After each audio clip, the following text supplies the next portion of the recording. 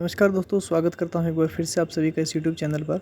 और दोस्तों, आज हम बात करेंगे ट्रेंड के बारे में। ट्रेंड को देखते हुए हम ट्रेडिंग कैसे कर सकते हैं। इस वीडियो के अंदर मैं आपको ट्रेंड के साथ ट्रेडिंग करना सिखाऊंगा भी।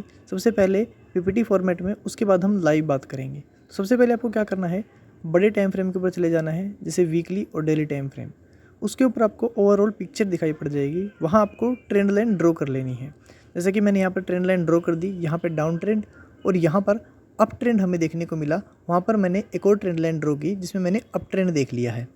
उसके बाद आपको क्या करना है, आइडेंटिफाई हमने ट्रेंड तो कर लिया बड़े टाइम फ्रेम के ऊपर। अब हमें चले जाना है सिंपली छोटे टाइम फ्रेम के ऊपर।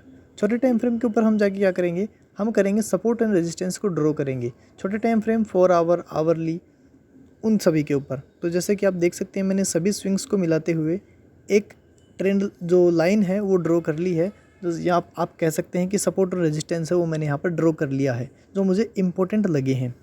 ऐसे मैंने ये लेवल्स जो हैं वो यहाँ पर ड्रॉ कर लिए।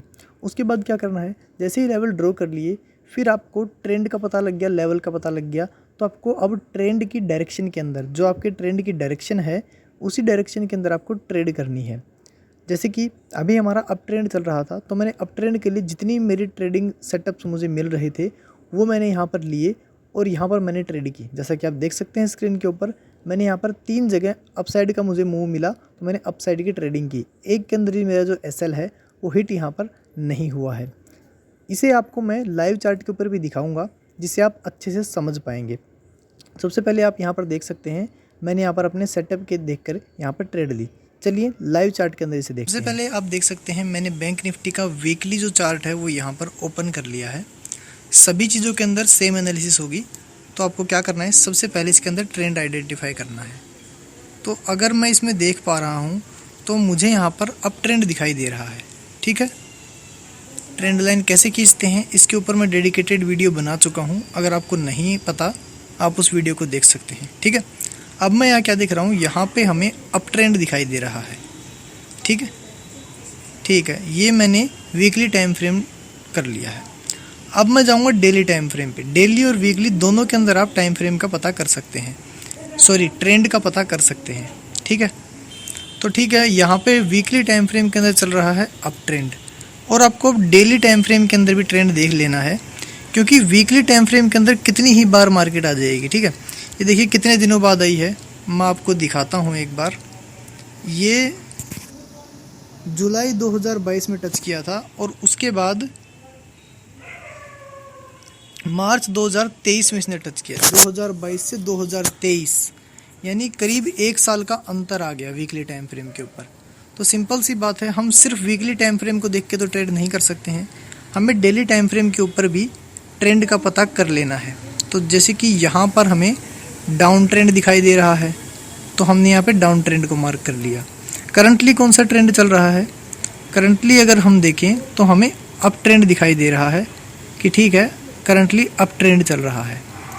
ठीक है, सभी ट्रेंड पता होने के बाद हम छोटे टाइम फ्रेम्स में चले जाएंगे। छोटे टाइम फ्रेम के अंदर हम ट्रेड लेंगे, सपोर्ट और रेजिस्टेंस हम पहले ही ड्रॉ कर लेंगे। छोटे टाइम फ्रेम के अंदर सपोर्ट एंड रेजिस्टेंस ड्रॉ करेंगे। छोटे टाइम फ्रेम से मेरा मतलब है 4 आवर, 1 आवर टाइम फ्रेम के अंदर। और अगर आप पोजिशनल ट्रेडर हैं या स्विंग ट्रेडर हैं तो आप आवरली या 4 आवर टाइम फ्रेम के अंदर ही ट्रेड लेंगे। तो देख लेते हैं, आप अगर डेली टाइम फ्रेम के ऊपर भी आपको कोई इंपॉर्टेंट लेवल दिखाई दे रहा है तो आप उसे भी मार्क कर सकते हैं। पीपीटी के अंदर जैसा मैंने कहा कि आप छोटे टाइम फ्रेम पे जाएंगे, लेकिन डेली पे भी अगर आपको कोई ऐसा टाइम फ्रेम दिखे जो मार्क करने के लायक आपको लगता है तो उसे आप मार्क कर सकते हैं। जैसे कि मुझे लेवल लग रहा है, क्योंकि मार्केट ने पहले यहाँ पर टेस्ट किया, उसके बाद दोबारा मार्केट ने यहाँ पर इस लेवल को टेस्ट किया, फिर उसके बाद कहीं इस लेवल के ऊपर ब्रेकआउट दिया था यहाँ पर, उसके बाद वापस इस लेवल को टेस्ट करके ही मार्केट ऊपर गई थी। तो मैंने इस लेवल को जो है वो मार्क कर लिया एक इम्पोर्टेंट लेवल के तरीके से, या फिर कह दो एक सपोर्ट या रेजिस्टेंस के रूप में मैंने इसको मार्क कर लिया है। ये क्या है, ये है रेजिस्टेंस बिकम सपोर्ट। ये आप सपोर्ट एंड रेजिस्टेंस की हमारी वीडियो है, उसमें समझ सकते हैं। तो चलिए अब छोटे टाइम फ्रेम पे चले जाते हैं। मैं चला गया हूँ 4 आवर टाइम फ्रेम में।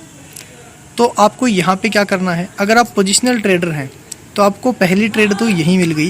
ये देखिए यहाँ पर ब्रेकआउट होता है, ब्रेकआउट के ऊपर हम एंट्री नहीं लेंगे, रिटेस्ट पे हम एंट्री लेंगे। तो रीटेस्ट पे अगर हम एंट्री लेते हैं तो हमारी फर्स्ट ट्रेड तो यहीं कहीं बन चुकी है, इसका हम ऐसा लगाएंगे इस लेवल के नीचे कहीं। ठीक है, आपका जो भी सेटअप है आप अपने सेटअप के हिसाब से देखिएगा। फर्स्ट टारगेट हमारा ये होना चाहिए। 1:2 की ट्रेड बन रही है, आप देख सकते हैं, और हमारे टारगेट है ये अचीव हो चुका है। आगे आपका जो भी है, आप जहाँ जैसे भी आप ट्रेलिंग करते हैं, जो भी आपका तरीका है ट्रेलिंग वगैरह करने का, वैसे आप ट्रेलिंग वगैरह भी कर सकते हैं। ठीक है, तो अब हमें क्या करना है कि भाई हम तो पोजिशनल ट्रेडर नहीं है, स्विंग ट्रेडर नहीं है, इंट्राडे ट्रेडर हैं। तो हम क्या करें, आपको क्या करना है, सिंपल जो इंपॉर्टेंट लेवल्स हैं उन्हें आपको मार्क कर लेना है। ठीक है, ये स्विंग इंपॉर्टेंट है, और कौन सा इंपॉर्टेंट लग रहा है, ये स्विंग भी मुझे इंपॉर्टेंट लग रहा है, 1 मिनट, ये वाला स्विंग, तो आप इन्हें मार्क कर लेना है। उसके बाद आपको क्या करना है, आपको सिंपली और छोटे टाइम फ्रेम में, यानी कि अब मैं आ चुका हूँ आवरली टाइम फ्रेम के अंदर, आपको आवरली टाइम फ्रेम के अंदर सेटअप आइडेंटिफाई करना है, या फिर आपको 15 मिनट के अंदर आइडेंटिफाई करना है। एंट्री एग्जिट 15 और 5 मिनट में होती है, लेकिन आप 15 मिनट में आइडेंटिफाई करते हैं तो कोई बात नहीं, जो भी आपका सेटअप है उससे आप ट्रेड लीजिएगा। मैं मेरे सेटअप से ट्रेड्स बताता हूँ। तो जैसा कि मैंने कहा, पीपीटी के अंदर भी मैंने बताया था, प्रेजेंटेशन के अंदर भी मैंने बताया था कि जो आपकी ट्रेंड की डायरेक्शन है उस डायरेक्शन के अंदर आपको ट्रेड देखनी है, वो होगा ट्रेड विद ट्रेंड। ऐसा क्यों? क्योंकि अगर आप उसी डायरेक्शन में देखते हैं तो आपको एक अच्छा मूव देखने को मिल जाता है, और आपके पास रिस्क भी कम होता है उस केस के अंदर। ठीक है, तो चलिए देखते हैं। मैं अपने 15 मिनट के अंदर आ जाता हूँ। अगर आप आवरली के अंदर ट्रेड करते हैं तो आप आवरली के अंदर देख लीजिएगा। ठीक है, जो भी आपका सेटअप है उससे आप देख लेना।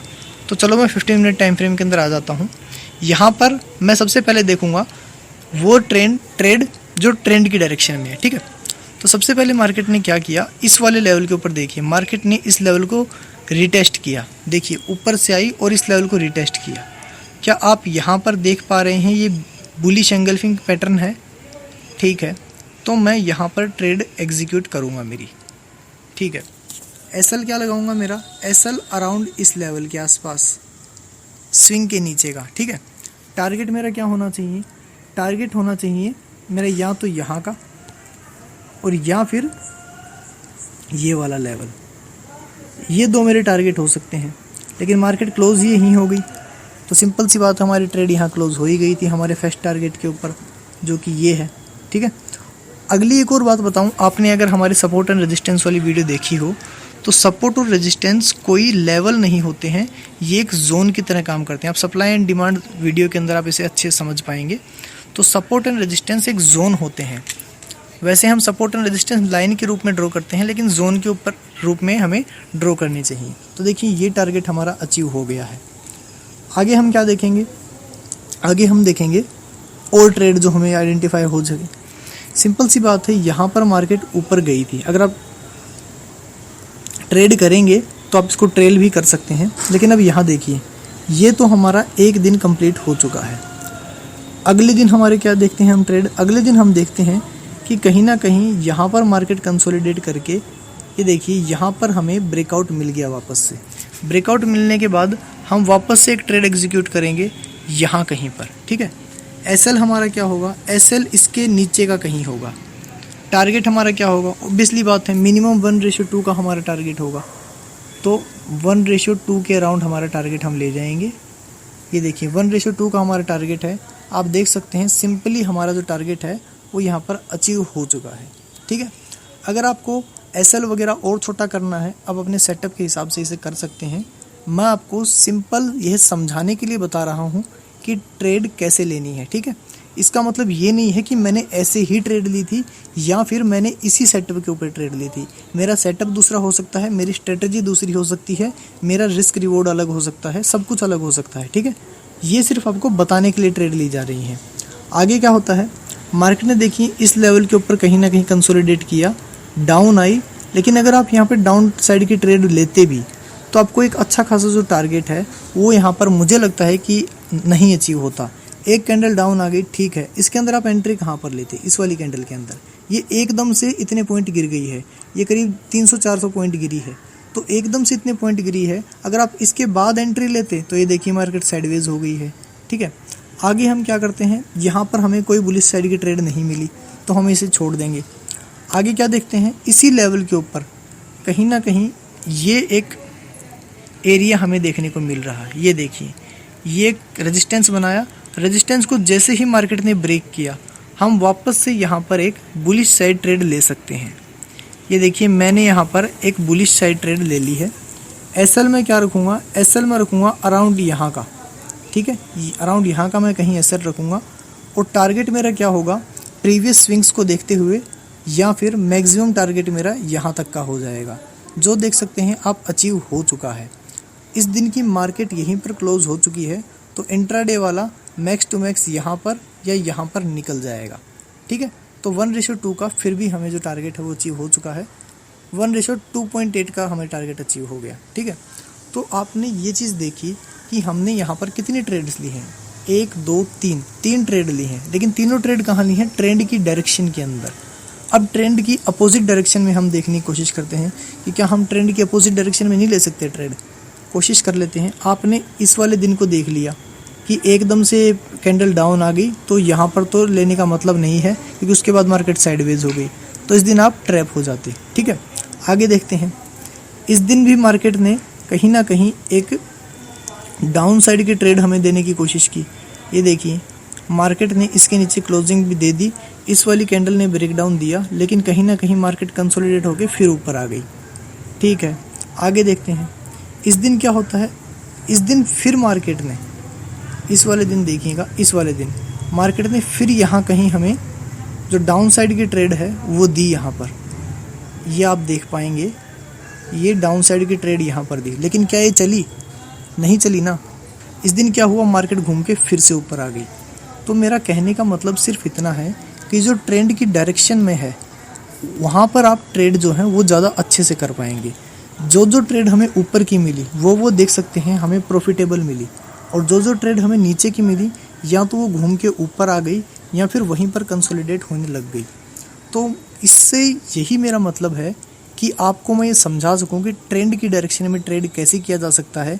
हाँ, ऐसी बात नहीं है कि ट्रेंड के अपोजिट आप ट्रेड करते हैं कभी कभार तो आप लॉस में हो सकते हैं, ऐसा कुछ नहीं है। आपके एक्सपीरियंस, आपकी हर चीज़ के ऊपर डिपेंड करता है। इस दिन जैसा कि आप देख सकते हैं, ये मार्केट है, यहाँ पर इसने सेलिंग साइड की ट्रेड दी, ठीक है। यहाँ पर आप सेल करते इस वाली कैंडल में और एक बहुत अच्छी रैली देखने को मिलती, लेकिन ऐसा हर दिन नहीं होता है, ठीक है। कुछ दिन ऐसा हो सकता है। ये देखिए, यहाँ भी देखिए, ये देखिए, इस दिन भी आप ट्रेड ले सकते थे, ठीक है। इस दिन आप ट्रेड लेते तो आपको फिर एक अच्छा खासा मूव देखने को मिलता, ठीक है। इस दिन देख लो, इस दिन अगर ट्रेड लेते, सॉरी ये गलती से ये टूल लग गया, इस दिन अगर आप ट्रेड लेते तो ये देखो, इस दिन भी आप एक अच्छा मूव देख सकते थे। लेकिन आपको करना क्या है, आपको प्रोबेबिलिटी बढ़ानी है, आपको अपने सेटअप की प्रोबेबिलिटी बढ़ानी है, आपको ट्रेंड की डायरेक्शन में ट्रेड करना है, तो आपको इस चीज़ को फॉलो करना होगा। आप ट्रेंड की डायरेक्शन के अपोजिट अगर ट्रेड करते हैं तो आपके फेल होने के चांसेस बहुत ज़्यादा होते हैं, जबकि आप अगर ट्रेंड की डायरेक्शन में ट्रेड करते हैं तो आपकी जो प्रोबेबिलिटी है वो बहुत ज़्यादा बढ़ जाती है। दोस्तों, उम्मीद करता हूँ मैं आपको समझा पाया हूँ कि ट्रेंड की डायरेक्शन में ट्रेड कैसे करते हैं। अगर